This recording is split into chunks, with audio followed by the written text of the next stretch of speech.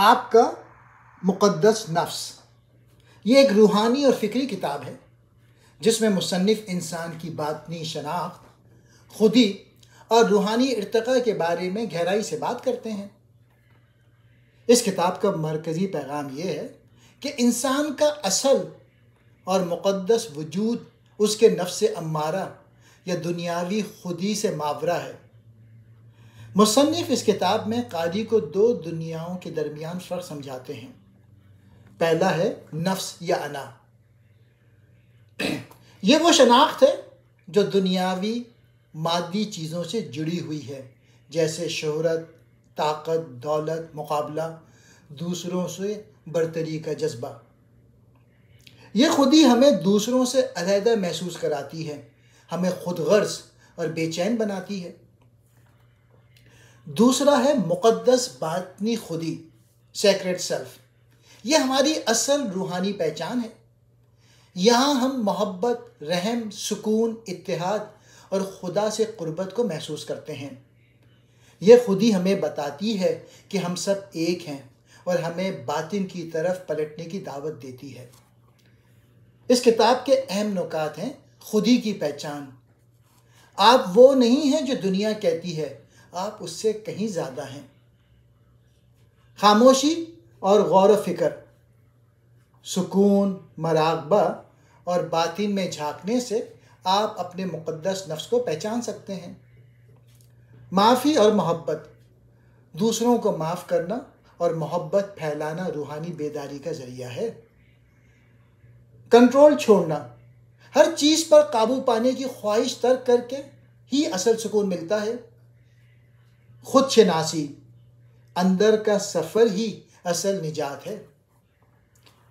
اپنے باطن سے جڑیں، انا کو چھوڑیں اور اپنی اصل روحانی پہچان کو اپنائیں۔ یہی آپ کی سیکرٹ سیلف ہے۔ مصنف کہتے ہیں کہ نفس یا انا کیا ہے؟ نفس یا انا انسان کی وہ سطحی شخص ہے جو صرف ظاہری دنیا، جسم، مقام اور دوسروں کی رائے پر منحصر ہوتی ہے۔ یہ خودی کو انسان کی اصل روحانی پہچان سے دور کر دیتی ہے۔ اب ایگو اور سیلف کی نمایاں خصوصیات کیا ہیں؟ میں اور تو کی تقسیم۔ نفس انسان کو دوسروں سے جدا سمجھتا ہے، میں الگ ہوں، تم الگ ہو۔ برتری اور مقابلہ، یہ دوسروں سے آگے نکلنے، بہتر نظر آنے اور خود کو برتر ثابت کرنے کی کوشش کرتا ہے۔ خوف کی بنیاد، انا کی پہچان خوف سے جڑی ہوتی ہے، جیسے کہ ناکامی کا خوف، دوسروں کی رائے کا خوف یا محرومی کا خوف۔ ظاہری کامیابی پر زور، ایگو سیلف کو دنیاوی چیزوں سے تشخص ملتا ہے، مال، شہرت، عہدہ، ظاہری خوبصورتی یا تعلقات۔ قابو پانے کی خواہش، یہ چاہتا ہے کہ ہر چیز، ہر شے اور ہر نتیجہ اس کے مطابق ہو۔ اب اس ایگو سیلف کا نتیجہ کیا ہوتا ہے؟ اندرونی بے سکونی ہوتی ہے، دوسروں سے حسد یا نفرت ہوتی ہے، روحانی تنہائی ہوتی ہے، خود غرضی ہوتی ہے، محدود سوچ ہے۔ مصنف کا پیغام ہے کہ جب تک انسان ایگو سیلف کے قابو میں ہوتا ہے، وہ اپنی سیکرٹ سیلف یعنی مقدس روحانی پہچان کو نہیں پا سکتا۔ نجات تبھی ہے جب ہم اپنی انا کو پیچھے چھوڑ کر محبت، معافی اور روحانی بیداری کی طرف بڑھیں۔ اب یہ دوسرا جو پوائنٹ تھا کہ سیکرٹ سیلف یعنی باطنی خودی، مقدس باطنی خودی کیا ہے؟ یہ وہ اصل پاکیزہ اور روحانی شناخت ہے جو انسان کی روح کے ساتھ جڑی ہوتی ہے۔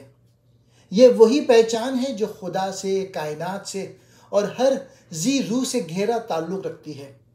یہ خودی محبت، سکون، رحم اور اتحاد پر مبنی ہوتی ہے۔ اب اس باطنی مقدس خودی کی نمایاں خصوصیات کیا ہیں؟ روحانی وحدت کا احساس، یہ خودی انسان کو یہ شعور دیتی ہے کہ ہم سب ایک ہی روحانی سرچشمے سے نکلے ہیں، کوئی علیحدگی نہیں۔ محبت اور معافی، سیکرٹ سیلف بدلے کے بجائے معافی، نفرت کے بجائے محبت اور مقابلے کے بجائے ہمدردی کا درس دیتی ہے۔ اندرونی سکون. جب انسان اپنی مقدس خودی سے جڑتا ہے تو اسے بیرونی حالات کے باوجود ایک گہرا سکون محسوس ہوتا ہے. خدمت اور عاجزی. یہ خودی دوسروں کی خدمت کو خوشی سمجھتی ہے اور اپنے اندر عاجزی رکھتی ہے. مقصد سے جڑی زندگی. سیکرٹ سیلف انسان کو اس کے اصل مقصد کی طرف لے جاتی ہے، جیسے دوسروں کی بہتری، محبت بانٹنا اور خود کو بہتر بنانا. مصنف کا پیغام یہ ہے کہ جب تم اپنی مقدس خودی سے جڑے ہو تو تم دنیا کو صرف آنکھوں سے نہیں، دل کی گہرائی سے دیکھتے ہو. تم دوسروں کو دشمن نہیں، اپنے جیسے روحانی مسافر سمجھتے ہو. یہی اصل بیداری ہے. خودی کی پہچان. تم وہ نہیں ہو جو تم سوچتے ہو. مصنف بیان کرتے ہیں کہ ہم میں سے اکثر لوگ خود کو اپنی حیثیت، نوکری، شکل یا تعلقات کے ذریعے پہچانتے ہیں، حالانکہ یہ سب عارضی اور سطحی پہچان ہے. اصل خودی اس سے کہیں گہری ہے. ایگو یا نفس کی آواز کو سننا. ایگو ہمیں بتاتا ہے کہ ہم دوسروں سے الگ ہیں اور ہمیں کامیابی، مقابلہ اور کنٹرول کی طرف دھکیلتا ہے. مصنف سکھاتے ہیں کہ اس اندرونی آواز کو پہچاننا ضروری ہے تاکہ ہم اس سے آزاد ہو سکیں. خوف اور خواہش کا کھیل. مصنف بتاتے ہیں کہ ایگو دو طاقتور جذبات پر منحصر ہے: خوف کہ کہیں کچھ چھن نہ جائے اور خواہش کہ ہمیں کچھ اور چاہیے. یہی کیفیت انسان کو الجھا دیتی ہے. پھر مصنف کہتے ہیں تبدیلی کی راہ کیا ہے؟ معافی کی طاقت. مصنف کہتے ہیں کہ پہلا قدم دوسروں اور خود کو معاف کرنا. معافی روحانی آزادی کا دروازہ کھولتی ہے. خاموشی اور مراقبہ.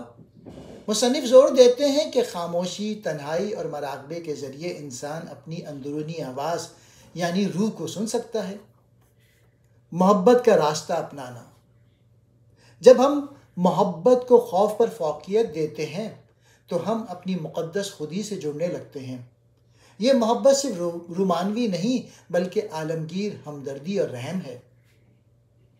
مزاحمت ترک کرنا.